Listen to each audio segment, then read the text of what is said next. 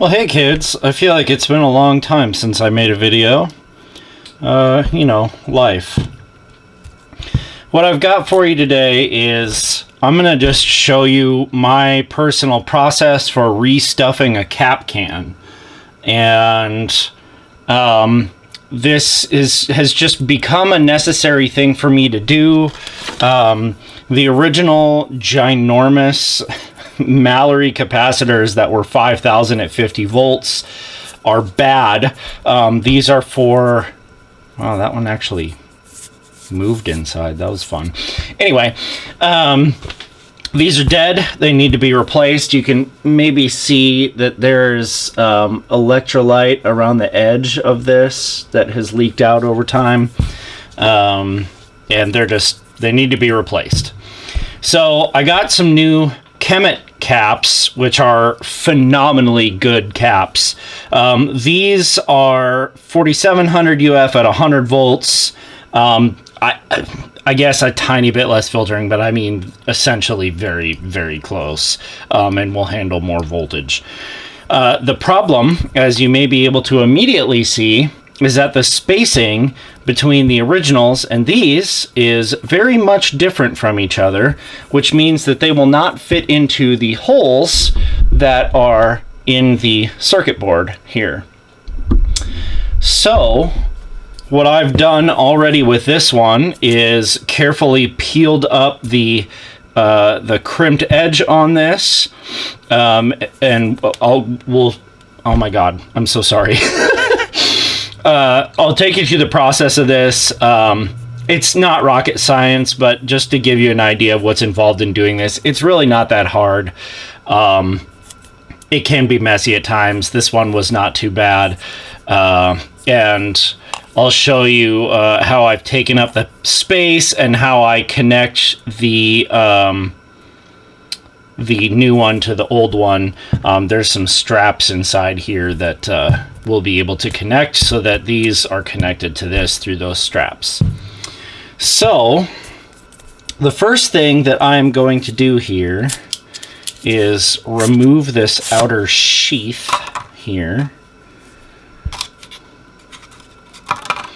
And this is going to seem kind of brutal, but it's what must be done. And I love how shiny that is underneath that plastic. It's beautiful. But what you do is, I have this tool that originally came in like a Radio Shack toolkit that I had years ago. And the plastic broke over time, so I just made a new handle out of a piece of like maple that I had laying around. And over time, I've modified this end of this to be a certain shape that allows me to retension tube sockets. It's great for that. Plus, if I ever forget to, like, say, discharge caps and I'm retensioning tube sockets and I get to, the plate, I will not shock myself because I have a wood handle. And I just JB welded them in there, and I use this thing literally every day, and it's been great. Honestly, it's still in workable shape, but I kind of want to find another one of these that is in good shape still. I don't know. Anyways, the end of this I've got ground to a pretty good little blade. And I'm just gonna... The nice thing about this one is there's a little rubber seal here, so it's really easy for me to just get under the edge of this crimped piece. And I'm just going to slowly and carefully go all the way around this crimp, and I'm just clocking it a little bit just to push it up. You don't have to try to get all the way up with this like this, because we are going to come back with a pair of flat, these are just Husky brand, but there's no serrated pieces in here. They're actually flat inside. That way I'm not going to mark this up extremely bad. And we'll come back with that and we'll peel it up properly. And then we will get over to the next step.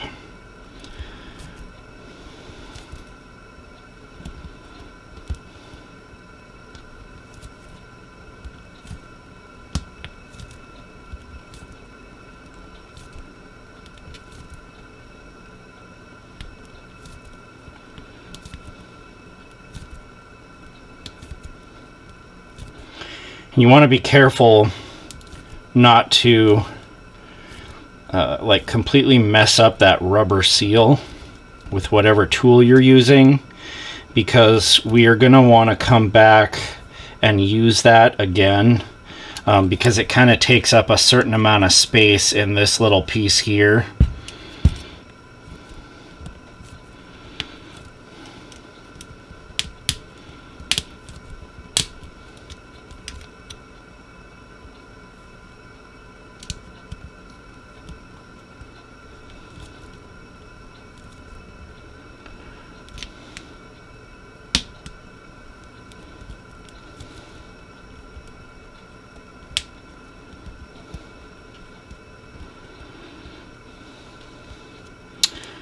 And we've gotten pretty much all the way around. Let's see if we can get in here and start getting this. And I'm just going a tiny bit at a time. I'm not squeezing insanely hard here, but I'm just grabbing that little curled over edge. Let me get a little closer here.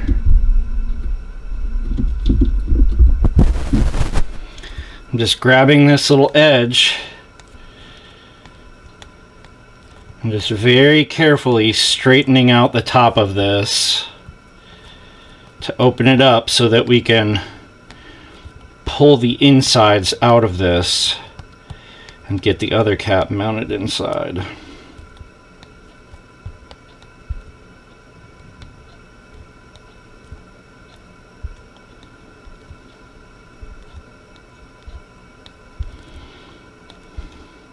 This is not something I find that I have to do super often. There's often other ways to do things, but in this particular amplifier, there's nowhere else to, you know, mount, I guess what you might call discrete components, you know, or a different kind of capacitor. There's just not a good place to do that.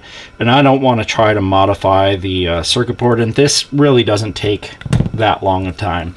So there you go. If you look, you can see that it's completely opened up now. And now we're going to get over and we're going to heat it and pull the innards out.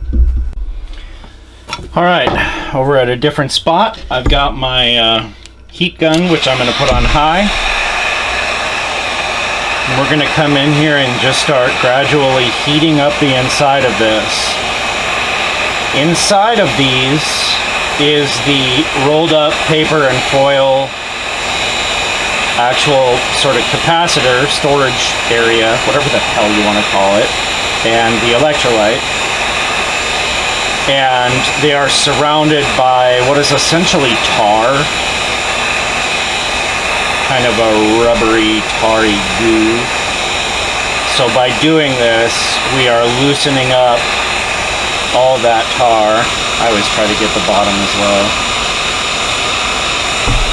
We're just making it a little bit gooey so that we can grab the top of this and pull the insides out. I usually go for a little bit. If you just do it right away and do it, you're not going to actually melt anything. You're going to get the outside hot, but it's not going to do you much good. So it's good to go for, you know, a minute or so. You'll notice I'm kind of going up and down on it, make sure I'm getting the whole length of it hot.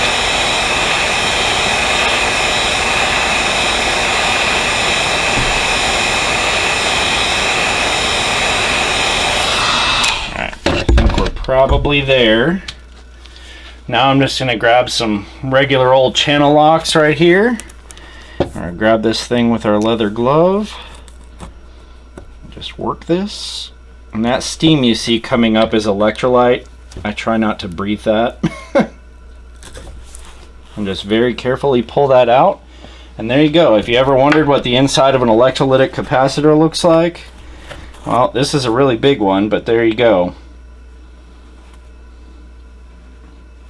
It's just really tightly wrapped foil and paper.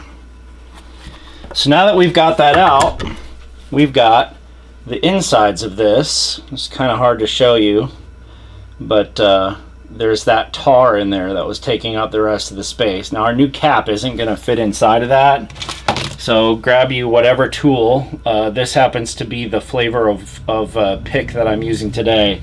And I'm going to very carefully push that stuff out inside. You want to be sure, especially with something like this, not to jab the sides or you're going to get really ugly stuff on the outside of your cap. So just go in here and push that stuff, and you'll start being able to take big chunks of this stuff out of here. And I've got my trash can right next to me, so I'm going to do that really quick, and we'll be back. So you can see here I've gotten the majority of it cleaned out. That capacitor that I'm putting in here is a decent amount smaller diameter than this, so it doesn't have to be perfectly clean. You may find in your situation that whatever caps you're putting in here, you need to get it clean. You can boil these. What I usually do if I need to get everything out of one of these is I'll throw it in my ultrasonic with some kind of real good degreaser and turn the heat on my ultrasonic, and I'll let it basically boil in there. You know, I'll do like 50, 60 centigrade, and eventually this stuff will let loose and you can clean it out of there. But what we're going to do now is, this part is trash, but we still need the cap. So we're going to go right down close to this, and we're just going to cut these off right at the top of that. This can go in the trash, and this can come over to the desk with us with this and our little rubber gasket. Now, since this is aluminum, even these straps are aluminum, it means that we cannot solder to them. Solder doesn't stick to aluminum. So we'll get these kind of bent here. Just get them straight. They'll be bent in the final position. And we're gonna hit this with, excuse me, I forgot the stuff that I want back over this direction. There's still some of the electrolyte in here, and I just don't want that hanging out inside. It doesn't need to be, so just a little bit of contact cleaner, and we'll just wipe it up.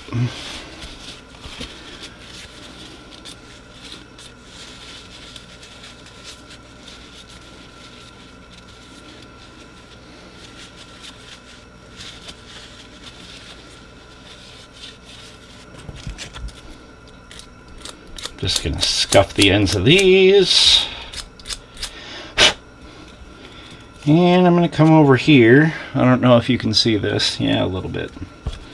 And I'm just gonna very lightly scuff the ends of these as well.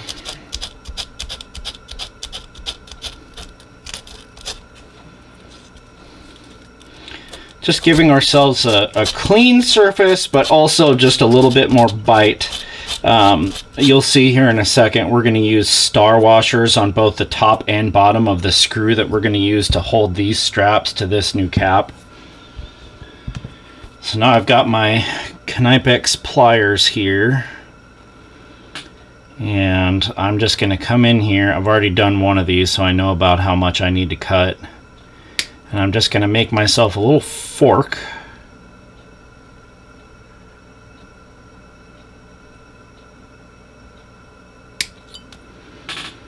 I'm going to bend this little center section down, cut that out. You can see we've got ourselves a little fork now. And this is all going to be squished together, screwed together, all that. So you might think to yourself like, wow, that's not very thick, but honestly, it's going to be a really good connection, and it's not going to go anywhere.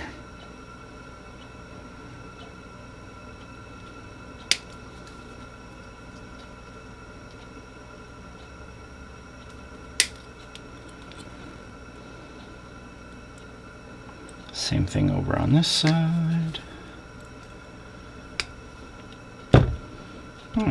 Got those two little pieces cut out. I'll come back in here and just flatten them out a little bit. And now, because the new cap's a little bit smaller, we're just going to kind of bend them in towards each other. And that's pretty darn close there. So now, I've got some brand new zinc plated screws.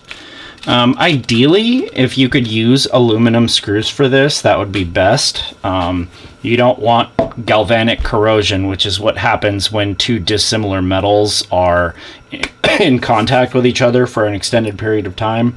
However, zinc is a great sort of sacrificial coating for aluminum. And the main part of this is going to be that aluminum connection. Well, I guess technically it'll be these, but these are also zinc coated.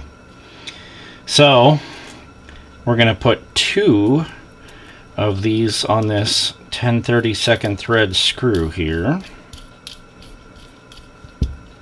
And another 2 on this one. I'm using internal tooth lock washers so that we get a really good bite on those little straps.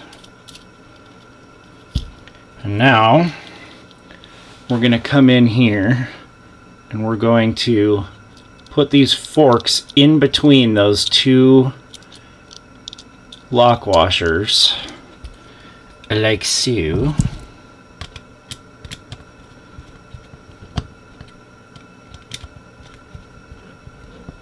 Oh, did I make sure I got the positive on the correct side? Oh, I did. That was a complete accident. Obviously, you want to make sure that the positive that's on the old one is what's connected to the positive internally, and it is. So, come in here, give this a real good snug.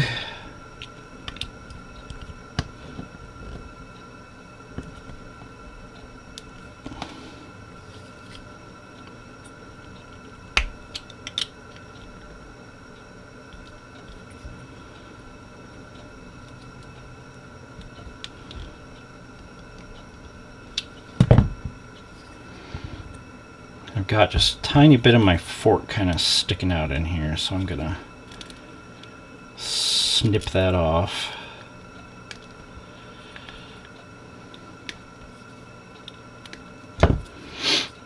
So there you go. Now we've got our new cap connected. It's a nice strong connection. Got lock washers on both sides. Now what we're gonna do is we're just gonna kind of carefully bend these. And we want this internally to be as far up as it can be. So we're going to actually bend this all the way until these are actually touching the top of this, so that there's no room for it to move inside. On the inside, what we're going to use is just plain old bubble wrap. This is going to take up the space in the bottom, and it ain't going to hurt a cotton picking thing. So, just get a strip of this cut here and kind of get the size of the bottom of this roughly. I'm just going to roll this up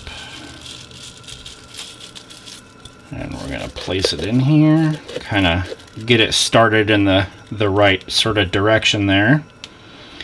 And technically these things aren't marked on the outside what the positive is, but it does say positive plus over here, so I do line it up there. Then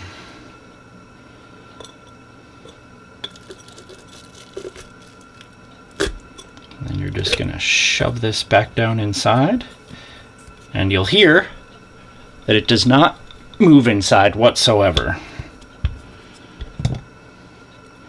Now this had a little bit of electrolyte on it because this thing's been leaking, so I am going to just wet this paper towel and just kind of clean that off of there. The rubber itself is still in good shape, it's just dirty and gross.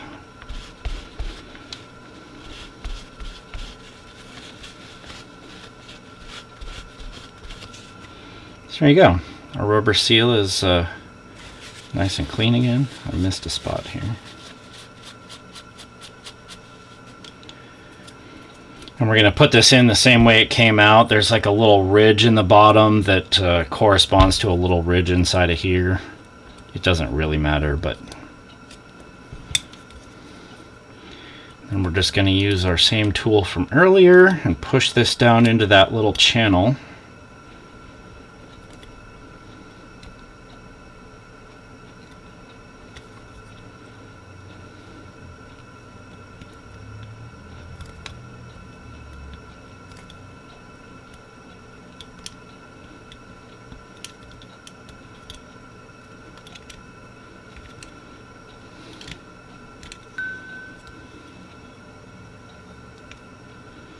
Got some friends on their way. We're gonna go eat some Thai food for dinner tonight.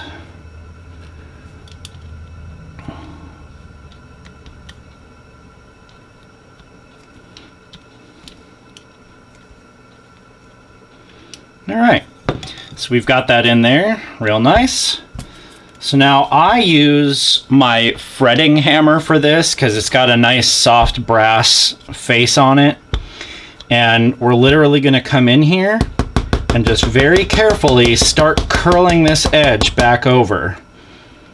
And make sure that you're holding down on this so that it's not coming up as you tap, because you know, stuff has a tendency to move. And we're doing a little bit at a time, and we're going to go around more than once. You're not trying to crimp the whole thing at once, or you're going to end up with tears in it, where you've pushed some of the aluminum much further than the other. So just work your way around.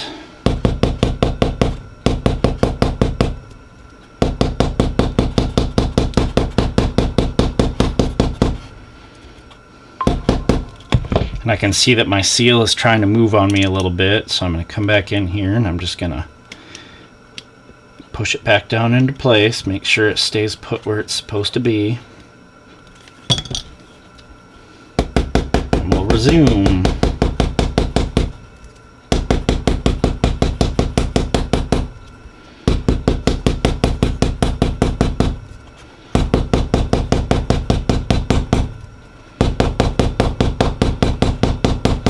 So now we're getting to the point where it's starting to nicely fold over.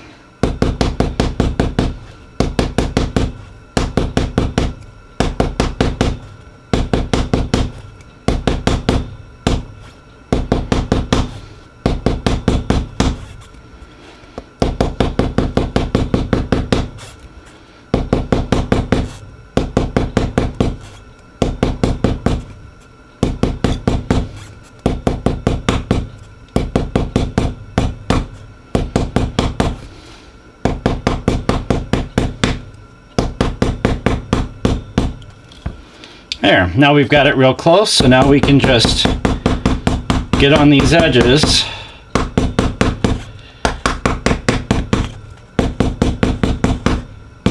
and start crimping them down into place nice and tight. You don't have to go crazy. You can see that I'm not giving this a whole lot.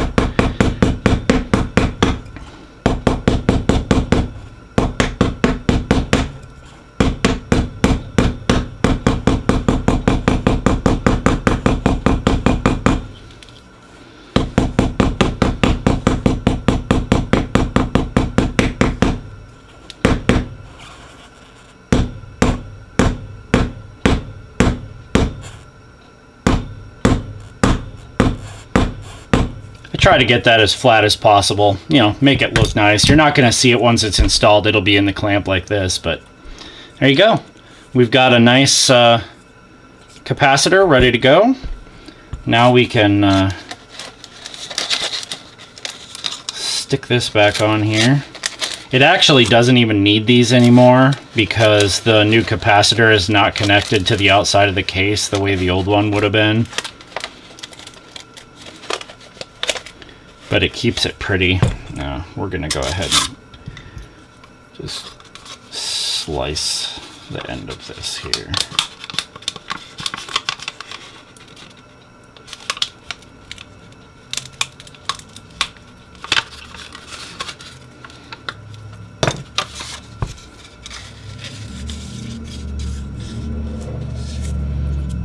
feed that back down on.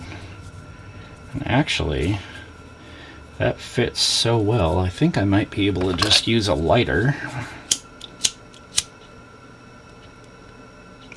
Just kind of soften up this plastic and just push it over the top here.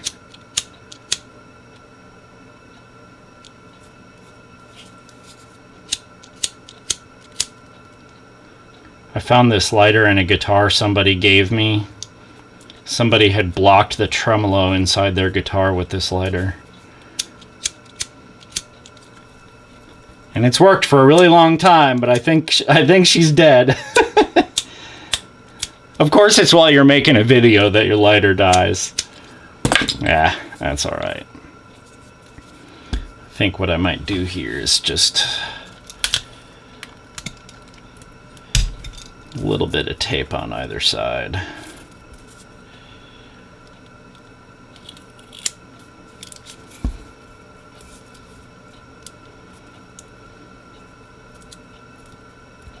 We're not worried about this vent.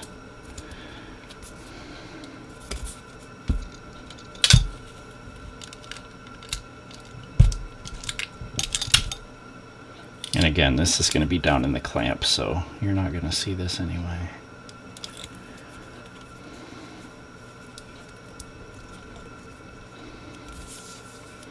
Ta-da! Restuffed cap can.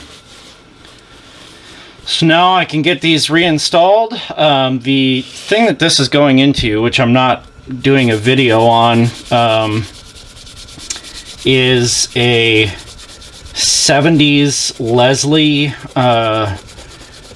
tone cabinet, I guess you could call it. I don't know. I don't remember what model it is, to be completely honest with you.